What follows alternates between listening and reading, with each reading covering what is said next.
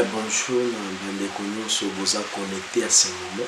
Napesi bino mbote bisika nyonso boza, napesi mbote na mama Jackie Elongo de Progrès na Londres, tobengaka na patrona na kati ya site na biso PR TV. Yende vraiment moto asalaka ke tozalaka toujours avec vous, pour s'arrêter à mi-chemin. On est tout le temps ensemble avec elle, c'est une autre force.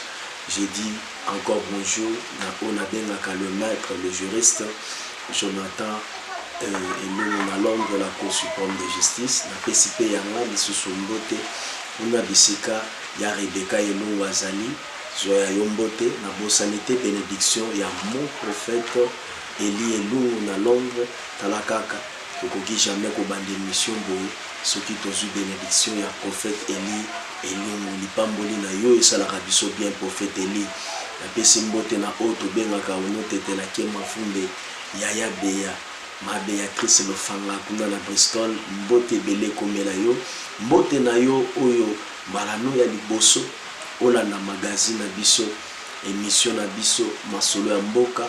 Je rappelle, peut-être si c'est la première fois, dans na yo, vous cliquez sur s'abonner vraiment, et puis partager l'émission, et qu'on ça la malade, vraiment, ils ont la large diffusion, et ça a biso kitoko.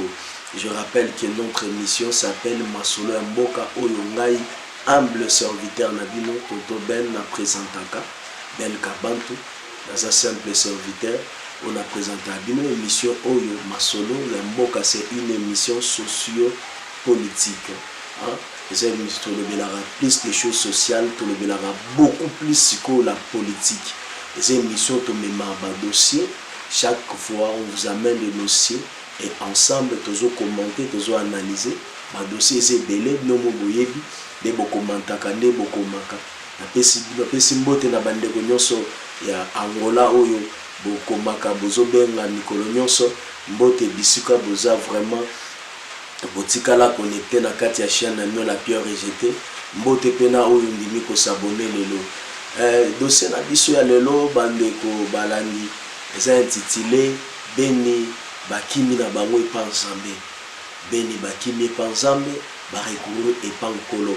Alors yamboke tokota na décryptage ya dossier na biso ya lelo to commenter yango na kosenga na régie wapi bisika Jonathan Lututala na Merdi Kabantu bazali ba balancer biso na image oyo ya beni, comme ça je vais revenir pour ensemble na bino to commenter, to critiquer, to analyser ensemble neka to mesana. Merci Régie.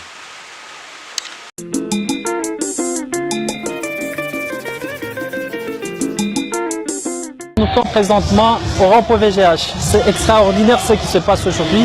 Par la grâce de Dieu, ces habitants de Butembo se sont donnés corps et âme pour participer à une grande prière, une cérémonie qui intervient pour la paix en vie de Béni.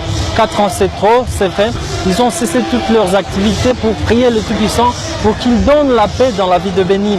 Et bien tel que vous le voyez, c'est qu'ils sont plusieurs qui sont maintenant à la place VGH. Ce sont les chrétiens fidèles, toutes tendances confondues. Ils sont catholiques, même des musulmans sont parmi nous. Ils sont en train de prier l'Éternel. Et bien donc suivez la suite des programmes.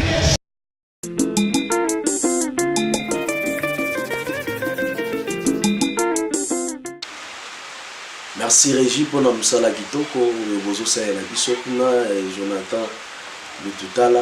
Merci na msala bozo sala. Bandeko balandi, vous devez savoir que ça fait un moment depuis régime moyo eza ko diriger mboka est ya Congo et comme passe to éviter lisolongo et banda depuis 96 ti lelo bandeko bazana est bakoma lokwa na jeune to éviter zalaka nini masolo ezobima ebele na este ya mboka nalingi mpenza tokoma ebele na émission oyo ensemble toluka tocomprendre ezalaka nini na este ndeko mosusu alobi ezali mauvaise gestion ya mboka na bandeko tosolola na bango, bamosusu balobi eza complicité ya gouvernement na bapaya mosusu mpona kopiller minere, bamosusu balobi eza sous occupation, bamo français ezobima ebele na kati. Vraiment tozokoka kocomprendre te bandeko balandi eza nini mpo ntango tozalaka na ntango ya Mobutu na ntango ya Zaïre babiloko ezalaka te bandeko ya Goma, Butembo, Beni, c'est-à-dire non Kivu, Sud Kivu, d'une façon générale, ils étaient en paix pour vivre kitoko, mais ça fait un temps, c'est maintenant plus à peu près 20 ans maintenant. Bandeko bazo peine, c'est plus de 20 ans, parce que tout ça déjà en 2018, 22 ans.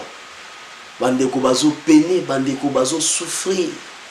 Mboke koma na habité pour vivre na est ezalokola OK baby sa moral na yo. Biloko mi balé kota na est et baby si Congo. Ya liboso ba guerre tout le temps, ba génocide. Tant nyonso masasi, peuple koma nomade, peuple les ont souffrir. Ba beleli gouvernement, il y a pas de solution. Ya on va recourir dans la prière. Deuxième chose, ils ont un poison. Poison quand on a mboka on a niveau biso iba mambo poison tant tozokola. Na Zaïre na mboka o biso to bazaïwa. Quand on grandissait dans ces pays, to ibra mambo poison te. Mais depuis ka ba paya o babia poison et na est des poisons ils ont dominé. Donc vivre na est c'est pour s'exposer na kati ba poison. Parce que ce sont Congolais, en fait, c'est quelqu'un peut-être qui aime la musique, divertissement, distrait, naïf et tout conscient de Bolobaka. Mais Congolais, mambo poison, ils ont la kate. Ils ont la kate na mboka o. Ba génocide, ils ont la kate na mboka o. Mais lelo, ce sont des choses que nous sommes en train de vivre. Bandeko balandi na bisika nyonso bozali. Bandeko balandi.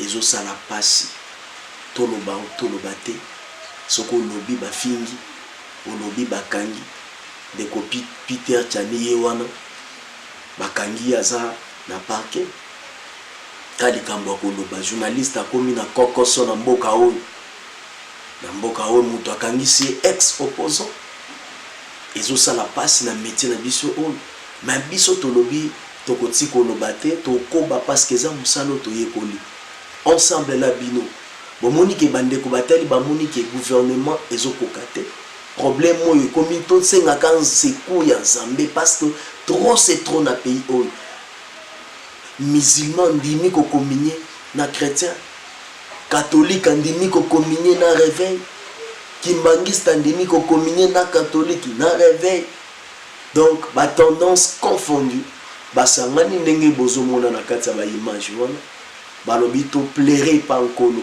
parce qu'en fait problème en Congo les ensemble mais moi je dis c'est pas seulement Dieu ngaki na lobela bandeko nyonso bazolanda biso na beni oui le Seigneur Dieu la main de Dieu contrôle tout car toute autorité vient de Dieu mais nous devons savoir que na kati ya moto ezana biloko nzamba ti na kati na ye c'est que nous appelons les attributs de l'esprit.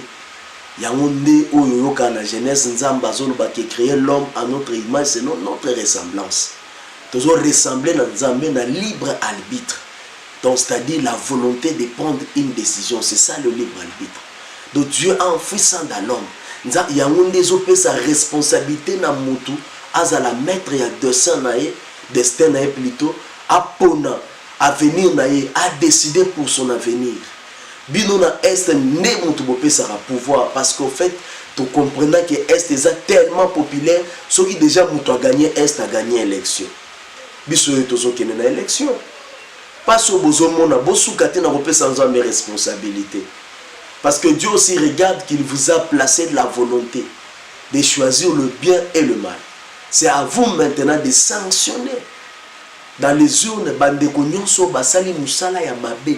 Donc opération sanction, il faut ça là. Pour que mboka oyo et que ndeliboso. On est tous suka kana prière, il faut te réveiller dans conscience ya pour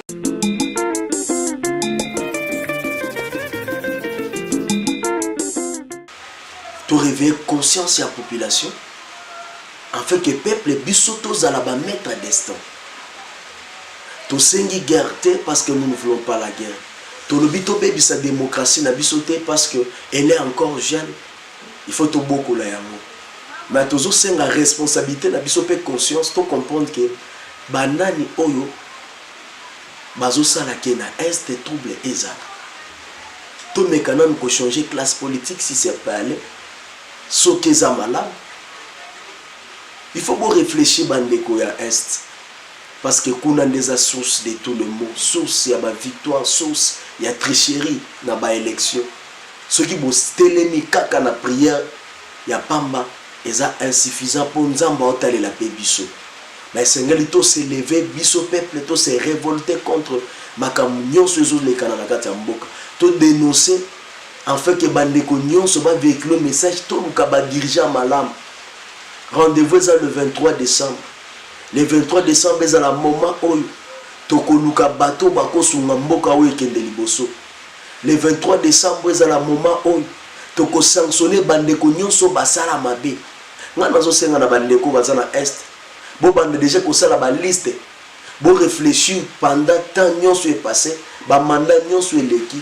Nana sali malam, nana sali mabe. Bo vulgariser ba kombo wana afin que ça la sanctionner na ba urne. Le 23 décembre, oui. To pona ba diriger à malam. Au comment que tu vas prier, Dieu va continuer à bénir le Seigneur. Mais Babylone connaît aux alatés. Mais si tu as une responsabilité, nous sommes au Nzambe. Mais Nzambe, il m'a se poser la question que l'homme c'est mon collaborateur. Moi je collabore toujours avec l'homme pour agir, pour concrétiser mes actions. Mais l'homme congolais cherche à ce que nous soyons revenus dans la Nzambe. Ce n'est pas ça. Bandeko nyonso bozona na biso na est na lengi ke émission lelo et simba conscience na biso na lengi dossier ya masolo mboka ya lelo bisika obozali et rappeler bino ke moment ekomi kokoka tango d'ici là totikali si c'est dans une semaine et demie tozo banda ba propagande. Il faut voir qu'il faut accepter, qu'il faut bannir, qu'il faut sanctionner. Pour effacer, ils ont battu musu photo bossa la la mémoire à mboka à cause de mes gestions, à cause de mauvaise volonté politique, égoïsme, égocentrisme, memi bango, ba mema mboko na kata pasi. Peuple à est, bola muka, car c'est de l'est des pouvoirs yaka. Mais bosuka tina ko se réunir tel que vous vous êtes réunis. Mais bon se réveiller pour que to sanctionner bandoki nyonso ya Congo. Donc il y a Congo c'est qui oiseau sunga ete l'étranger ba piller na moya ba guerre ba piller na est na biso mboka ya kimia mboko epesa biso fromage mboko epesa biso miliki ya ngombe ekoma mboka masasi bandeko kokima bisika nyonso Kongola sili valer bandeko ya est tolamuka tosuka na prière te ma tolamuka pour que makambo échanger na kati ya mboka oyo. Vraiment tokomokoma na suka ya numéro na biso ya lelo bandeko balandi. Je vous rappelle encore de s'abonner en masse na kati ya chaîne na biso. C'est ce qui nous encourage to sala bino musala to sengi na yo jeme o partager mission to sengi na yo pe ndeko molandi o critiquer po pesa biso makanisi na yo ndenge bomesana kosala to kozanga te kobongisa musala oyo.